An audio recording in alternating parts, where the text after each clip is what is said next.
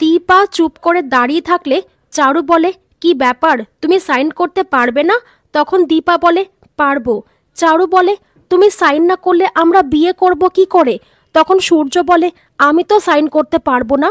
তখনই সোনা বলে, কেন বাবা, তুমি কি আমার জন্য সাইন করতে পারবে না? চারু তারপরে প্রজেক্টরে সূর্য আর দীপার ভিডিওটা চালিয়ে বলে, যদি সাইনটা করেই দিতে পারো তাহলে সেই দিন ক্যাফেতে দুজন দুজনকে এসব কি কথা বলেছিলে? তখন দীপা বলে, ওখানে তো কেউ ছিল না, তাহলে এইগুলো রেকর্ড করেছে কে? রূপা বলে, সবটাই সোনার প্ল্যান ছিল আর আমরা শুধু ওকে ফলো করেছি।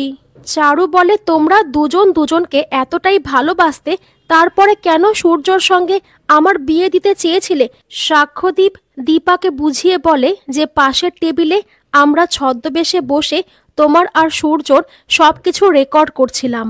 সোনা বলে, সবাই তো ভালো ভালো কথা বলে ফেললো, আর আমি তো সব থেকে খারাপ। আমি তো চেয়েছিলাম যাতে বাবা মা কোনোদিনও এক না হতে পারে। একদিন তো আমিও নিজের জীবনে ব্যস্ত হয়ে যাব, আমার জীবনেও কেউ আসবে, তাহলে তোমরা আমার জন্য কেন স্যাক্রিফাইস করবে? সাক্ষ্যদীপ এই দিকে চারুকে বলে, মিস চারু, আমি কিন্তু আপনার জন্য আছি। চারু বলে, চুপ করুন তো, বুড়ো লোক একটা। সোনার প্রশ্নের উত্তরে দীপা বলে, শুধুই কি আমি তোদেরকে জন্ম দিয়েছি? তোরাও তো আমাকে জন্ম দিয়েছিস। বাবা মায়েরা ছেলে মেয়েদের জন্যই তো স্যাক্রিফাইস করে। সবাই দীপাকে নতুন করে সাজাতে চাইলে দীপা বলে, এসবের কি দরকার ছিল?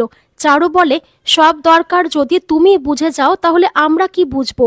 তারপরে দীপার গিফটটা ফিরিয়ে দিয়ে বলে, তোমার জিনিস তোমারই থাক এসজি।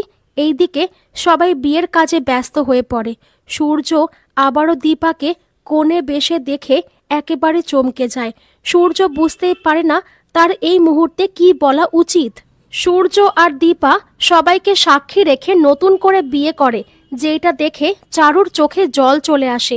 সাক্ষ্যদীপ চারুকে রুমাল দিলে চারু মনে মনে ভাবে যে আমি একেবারে একা হয়ে যাইনি, আমার চোখের জলের দাম কারোর কাছে আছে। বিয়ে হয়ে যাওয়ার পরে সাক্ষ্যদীপের মা সূর্যকে সেখানে দাঁড়িয়ে কিছু বলতে বললে সূর্য একটা কবিতা বলে, যেটা শুনে দীপা প্রশ্ন করে যে এত সুন্দর একটা মুহূর্তে আপনি মৃত্যুর কথা কেন ভাবছেন?